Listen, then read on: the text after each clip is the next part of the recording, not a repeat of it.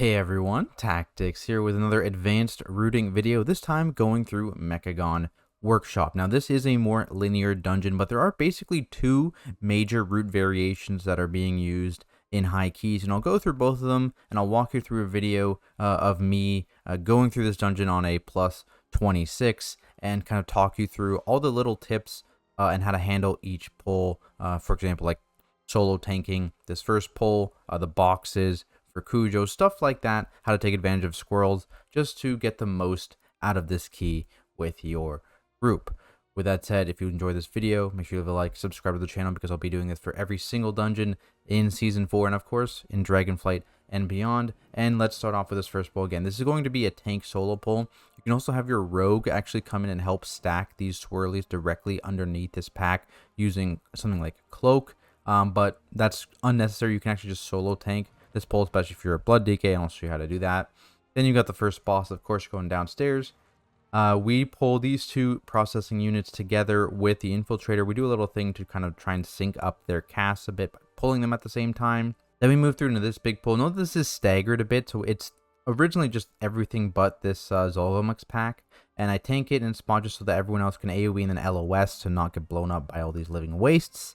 And then we kind of chain the rest of the mobs, which I think is like one dog, one infiltrator, and one processing unit into Zolgamux. And that's kind of where the variation comes. There is a route that doesn't pull Zolgamux, and I'll go through that in a second here. But then you, of course, have Cujo. Moving forward, you have the dogs here, just the 3 packs here. We pull the infiltrator into the first pack because you can make use of the squirrels in this first pack to kill this infiltrator off quite quickly. Going through the gauntlet. So this is another variation of like when you pulled this pack here. You can pull it before or after the box, depending on how comfortable you are using the mind control and the squirrels. Affix dependent, and of course team dependent, because you have to be able to dodge all the damage on this boss, otherwise you're going to die. And of course, pick up this pack if you didn't pull it already. Move into this pack with these 2 spider tanks. Make sure you focus this back spider tank first, because this is the one the RP is triggered to. It's tied to this one, so as soon as that one dies, the RP will trigger, even if this one is still alive. We go across here, kill this pack, and then we skip this pack. And we actually do the skip without a warlock. I'll show you how to do that, but obviously the warlock skip is the easiest one to do, the fastest as well.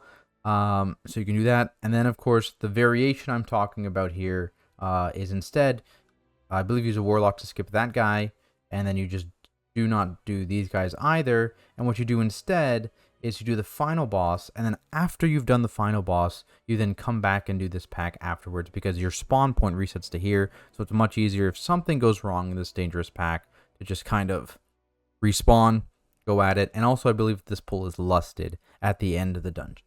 So those are the 2 variations you can do. Again, the one we did is not pulling this pack. We skipped it entirely. We did this guy, and then we had Zolgamux in this pull. But yeah, let's actually take a look at the video now. Here it is. And yeah, this is on 1.25 times speed. This is right on pull. And jumping in, again, I'm fully alone. Everyone else is going to be pretty far back, so they can get triggered. And what you can do here without inspiring is you can just mass grip instantly all these mobs into one spot. That makes it a little bit easier just to hit everything and kill them in one go. I believe because they're not quite super tightly stacked, I take 2 rounds of rocket barrages to kill them all. Yeah, and the saw blade too. Probably should have popped Death Advance to make that a little bit or immune the knock, basically. So it takes me a little longer than I wanted to, but still 38 seconds to solo the entire pack from key start. So at this point, everyone comes in, and we're just setting up for RP. Yeah, basically, you're trying to stack all those mobs in one point and use their rocket barrages against them to kill the entire pack. Scales with key levels, scales with fortified, all that stuff. Does a lot of damage, so makes the pull very, very safe, and can be done on pretty much all affixes, assuming you are able to survive as the tank, which is easier said than done for tanks that aren't blood DK. Probably Paladin can do it relatively safely, but it would be a little bit sketchier for some other tank specs. Moving on to the boss here. You can kind of try and pre-smash this hammer. I don't know if I get it off here. I get it decently fast, but yeah, you can time it so that it triggers if you're lucky enough right when the guy's walking in. It saves you a few seconds, not the end of the world. But basically here, tank, I'm just walking around this room, doing my own thing. Party's lusted already. They've killed they're popping all their CDs on the tank. Big thing here is to make sure you fight the tank in a straight line and you're never within 8 yards of it, so everyone else can stack behind it. And after this, you're going to see everyone kind of try and bait the tank's jump over towards where I am, so we can start cleaving. There's the thrusters, and we start cleaving. And one thing to note about this boss is that you can actually taunt the tank and be the one that it's following around. So you see, I've taunted the tank, so I can now position this tank right here. And of course, this vengeance will never go on me as the tank, but I can just pre-position this tank and just make sure it's in a decent spot for when the vent jets goes off. Now, what you see here, I am pulling the pummeler away a little bit, and that's just for this whirling edge safety. Another thing to note about whirling edge is that the only bit that does damage is that initial hit as soon as he starts spinning. Once he's already spinning, there is no damage, so you don't need to be scared about walking back into him. You see here, I'm eating mines that are kind of in the way. That was maybe a little greedy, but you know, it's okay. And so that whirling edge, the really bad overlap on the whirling edge is actually the third vent jet, so the one that's about to come up. And you see here, I'm just pulling him way away because, yeah, he goes insta, and then you can go back into the tank and start DPSing the tank. But here, basically, full damage onto No Mercy. Defensive assignments are important here. We had like a rotating defensive assignment of like cloak, diffuse, ice block, that kind of thing. As long as we're not all stacking them in one, that's the goal. Just have them kind of spread out a bit, and yeah, you just hard focus that tank, and then all that's left is the pummeler. Not really too much to talk about with him, so we just kill him. We jump down, and then we're going to pull this 3-pack with the 2 processing units, and the infiltrator, and what we have is the rogue just goes ahead, and we just do a little countdown to pull them together. And this kind of just syncs up their abilities. So we pulled these guys up onto this hill here and kind of just try and face all the cones here. Yeah, the process waste. Sometimes this one cancels, sometimes it doesn't. And again, sometimes these guys will just kind of turn into a random direction and shoot it at the last second because why not? So just be careful with these processing units. Again, we're trying to face them all into this wall. Make life a little bit easier.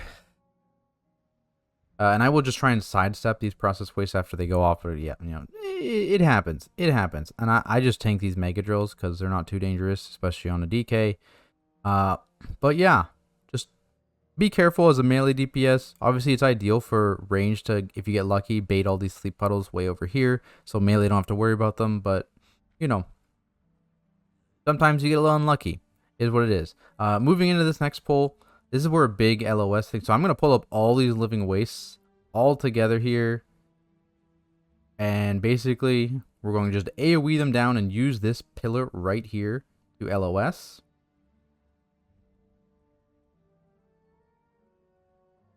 And ideally, no one takes damage. And you can see pretty much very safe. Near the end now, there's only a couple wastes left and they can all come out and do the rest of this pack. I believe now we're going to kill this infiltrator and then chain into the next pull.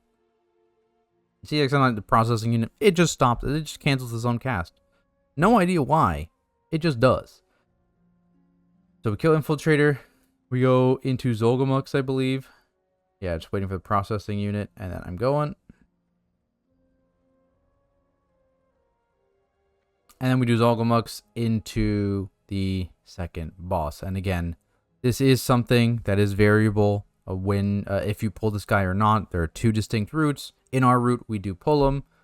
Not completely necessary, though. So, Zolgamux, not too much to talk about here. I'm just going to fast forward it because he takes forever. Again, point in the column of skipping him. And then we have Cujo. And Cujo, of course, okay, the big thing is how you get this boss in a position where it can be tanked while people are hitting it. So you see here, I put him in a good spot. I'm going to have to back up, I think, from Quaking here. Yeah, so I back up. But you see here, my DPS are still hitting the boss. And how that works is... Let me skip ahead to the next one, actually. Let me skip ahead. Okay, so you want to position the boss at a corner of the long side of the box. So I backed up for Quaking again in this one. Okay, the next one. We go to the next one. Okay, so the box spawns. I'll back up a little bit, and I'll slow it down, actually. Alright. He's done his jump. You bring him to the corner on a long side, and put his hitbox halfway through. Halfway through the corner, and now you can LOS. You see, I haven't actually left this side. There it is. So this is a weak aura that shows you when you're LOSing the boss. It's basically just tracks the buff. And he's still in my hit range. So I'm still able to cast abilities on him. Bring the center of his hitbox down onto a corner on the long side of the box. And because it's Quaking, we do have people spread out here. We have some people here and some people here just so we can eat the Quaking and still hit the boss. And yeah, I mean, that is how you do it. You want to drag him in after the jump. This is the previous one where I had to Quake. Alright, box goes down. We do the jump. Another thing to note, canceling the jump. This is something that is very, very beneficial because it eliminates a huge amount of damage on this boss. And so what we do is we have one person assigned every time to say if they can actually cancel it. Rogues are the ones that are going to be able to do this the most often, I believe. Survival Hunters as well. Hunters can do it as well with Feign. I believe Feign works. But basically, what he's going to do, he's going to run out. It always targets the furthest person first, similar to Call in Sanguine Depths, if you remember that. So he's the furthest, so he's guaranteed going to be the first jump. And if he's able to cancel this using something like Invis, he's going to vanish, sorry. But Night Elf Meld, Shadowmeld, it does work, and that's why you see 4 of the other players playing Night Elf in this dungeon, specifically for this boss and the last boss, because there's some Shadowmeld tech. You can meld this off, vanish, Invis, Feign, all those abilities, and it cancels the rest of the jump. So you just take out like 75% of the damage from these jumps by doing this. So the boss is going to jump out, he's going to vanish. I believe that's a vanish. He might have melded there. And then I immediately start moving the boss to the box because no more damage is going to come out until the AoE. So, again, position him into a corner, pull him halfway through the long side, so his hitbox is halfway through, and then just kind of hug the left side of the box, and step backwards until I get my LOS. And still in range, still casting all my abilities on the boss, still able to hit him fully. So that's the tech for Cujo, both in terms of tanking positioning and how to cancel his leaps. Moving forward, though, okay, let's speed this back up. And we're moving forward to... That's too far. Also too far. Okay. So again, we pull this Infiltrator into this first pack here. And this is where you're going to start to see Squirrel Tech. How does it work? So, priests can mind control the Tinkerers and then use the squirrels for themselves. They deal full damage to all the mobs and 0 damage to your party if they're a mind controlled squirrel. So you can just stand in them. So basically, he's just going to alternate between the Tinkerers to use the squirrel on CD. So like you see here, I'm not moving out of the squirrel. He's calling it, this is a friendly squirrel. And one thing you want to keep in mind here is that the priests are going to have like double aggro on these Tinkerers. It requires 2 taunts to get the aggro back, which with 2 mobs is not realistic, right? So basically, we're just trying to control these mobs. The priest is standing way out here. They're going to try and run to him, and I'm going to like taunt one back. I'll briefly have the aggro, and then I'll go back to the priest. We'll CC them. We'll grip them back in just to try and keep them close to the pack so the priest doesn't get beat up by mind control aggro. But yeah, that makes this pack go insanely fast. Like, priest doing 60k DPS here. That's pretty good, man. That's pretty good healer damage. And there are a few spots where you can really make use of this. That's a real squirrel. You can tell because it has a nameplate. If there's no nameplate, then you know it's not a real squirrel. Just going through the trash here, though. If you wanted to skip the robot guy, And I believe our mage will actually do this. Will he? Let's fast forward a bit and see if he does. Yeah, so he's gonna go over here, and he is gone. Gone. Where'd he go? He blinked. You can do that with a Warlock Gate for your entire party, and that's how you would skip this guy. You would Warlock Gate up here. You'd be good. Done. Easy. That's how you skip this guy. I don't remember off the top of my head if that requires you to meld. But worst case, if you have a Warlock... actually, no, it must not require you to meld. Because Warlock can't be Night Elves.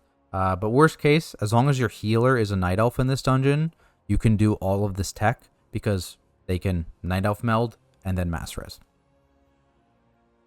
So we do this guy. Note that he does have kind of a frontal, not Sonic Pulse. Sonic Pulse phases a random player and shoots in a line of silences. This high explosive rocket will always shoot in front of the boss. So you can see all the other DPS are behind him. They never have to dodge anything. But that's really it. Do the Pac-Man thing. Skipping. Yeah, fun. Good old maze. Actually, I think we did this one pretty fast. This one's pretty good. I'm scared. DK, I'm not going to risk it. I'm going to wait. This is a tight timer. You can get it. I just wait the extra 5 seconds. And here is where pull variance matters. So, if you are comfortable, you can use this Tinkerer to squirrel not only this pack, but the boss fight as well. Now, to do that, your priest healer, you have to, of course, kill this pack, except for the Tinkerer. And then your priest stays inside this Tinkerer the entire boss fight. Because, of course, if they leave, they're going to have double aggro on the Tinkerer. The Tinkerer's just going to beat them up. So the priest would stand up here with this Tinkerer and just spam squirrels on the boss fight. Feels like 10, 15k DPS. It's strong. It's high. It's a lot of damage. But of course, that means that everyone down here doesn't have a healer because your healer is in a mind control this entire fight. Now, obviously, it's a little bit sketchier with Quaking. Quaking will interrupt mind control. Still doable. Of course, we saw Ambition still doing it on Quaking. We didn't opt to do it on Quaking. Interesting tech, though. Very, very high damage, especially for Tyrannical keys, especially if your group is able to dodge and not take any damage, because all the damage on this boss is avoidable, as we'll talk through here in a second. So we don't do that strat, so we Shroud to get Lust on CD on this boss. And we blow everything on this boss here. One thing to note about these plants. Okay, so basically, these plants will always do their blast on the closest target. So if you see here, I am now like right beside it. And it went on me right before it died when it got unstunned. But that's what you need to do. Always have your tank when you're stunning these and cleaving them or whatever. Or if you opt not to kill one near the end of the fight or whatever. Make sure your tank is the closest person so they constantly bait the fire. Or not the fire, the shots onto them. Basically just helps reduce the party damage even more. And then, I mean, it's all hitting your blood DK. And of course, if no one's taking damage but your blood DK can just heal it up. And your priest is free to spam squirrels. So that's kind of how the strat for that works. We're just doing this boss fight normally. One thing you can note is the ranged DPS and the healer are going to the stairs. Again, just kind of to the edge of the stairs. And this will mean, like, later on in the fight here, as there comes more and more gears, they actually won't really need to dodge too many gears. That's a pretty big benefit. Problem is, because we didn't clear that pack, they can't go all the way up the stairs, which can make it a little bit more safer for them. But it's not the end of the world. They can still dodge the vast majority of gears without moving by standing over there. Killing this plant and then going back in. And it's basically just trying to make sure you're on the same side here. So basically that decision was, there's a bunch of fire swirlies here from the previous plant. And we want to go away from those just to make life a little bit easier. Divas was a little bit slow with it, but it's not the end of the world. The big thing here is making sure that you're living. Living is the biggest thing. Obviously, the faster you kill this boss, the easier it is because you get way less out of control. Right? If you kill this boss faster, just way less gears, way less fire, way less all that other stuff. So it's easier with more damage, hence why the squirrel strategy is the thing. So you really just want to focus on living as much as possible in this fight. And that's pretty much all there is to it. It's not a complex fight, but living is sometimes easier said than done. But yeah, basically doing my best to avoid these fire swirlies, doing my best to give DPS space to hit these, and then once we've done this fire, spinning fire, I try and move back to be in range of the ranged DPS who are at the stairs, who don't need to dodge. And that kind of works out in this because all the fire's on this side of the room here, so they're able to stay here. If you do get a cannon like right here on this spawn, that like this one, it locks your range out of being here once the fire starts spawning, which is unfortunate. It makes the fight a little bit harder for them, but not the end of the world. So immediately after this boss here, he's about to die. We head up the stairs here and do this pack right after, again using this Tinker to kill the pack. It is inspiring, but luckily the Tinkerer is the guy inspired. So we're using a Squirrels, blow up the pack. And it's a lot of damage. Look at that. 68k DPS on the first hit. He's going to get another hit in soon. And then we're going to move on to the next pack. So I'm going to taunt him, and then I'm going to grip him, and that should be enough to get full aggro on him. And pull him into the next pack. Now, we had the priest get another infiltrator here. Not necessary for count anymore, of course, in either of the routes. This is just a remnant of the old route we did before they changed the count of the infiltrators. We were skipping Zolgamux and pulling the infiltrator in the gauntlet. But now we just do Zolgamux, and we don't do the guy in the gauntlet, but we just added him this time. So once the priest gets back, he's back now actually. So he's going to start be able to use squirrels on these guys. And again, notice that we're focusing down the skull spider tank. This was the guy who spawned up here. As soon as this tank dies, you're going to see the RP is going to start happening before anything else is even dead. So it's already going. So by the time we're done with this pack here, we're going to be able to just hop on this thing and get out of here. One last squirrel. Also does damage to infiltrators, by the way. Hits everything. Just finish this guy off and take our flight to the next platform, where we're going to have one more pull, and then we're going to do the skip without a warlock, basically using Shadowmeld as a replacement for the warlock, which is very, very powerful in this dungeon, as I mentioned, right? Very strong on Cujo, allows you to do this skip without a warlock, and then also very, very strong on the last boss. But again, the only thing that actually matters is that your healer is a night elf, because that will allow you with mass res to do all these things in this end part here. This most important thing, which is skipping this last pack initially. And again, I do think that probably the best route in terms of time is to skip Zolgamux because he takes so long, skip that big crab robot, and then play this pack with Bloodlust after the end. That's definitely the best for time, but obviously it's still a very difficult pull to do at the end. It's a very risky because it's like the hardest pull is like your very last pull of the dungeon.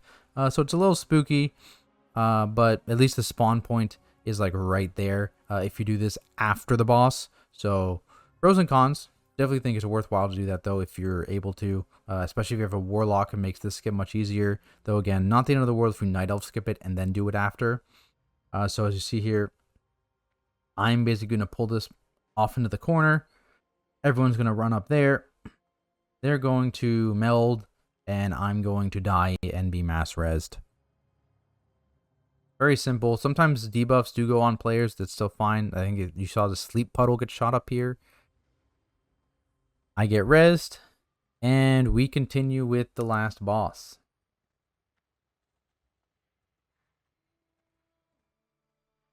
Very simple. Okay, so what is the Shadowmeld tech on this boss? Well, it's actually on Gigazap, so it will cancel Gigazap. Not in this phase, though. So in P1, you never want to commit Shadowmeld, which is why we do the skip.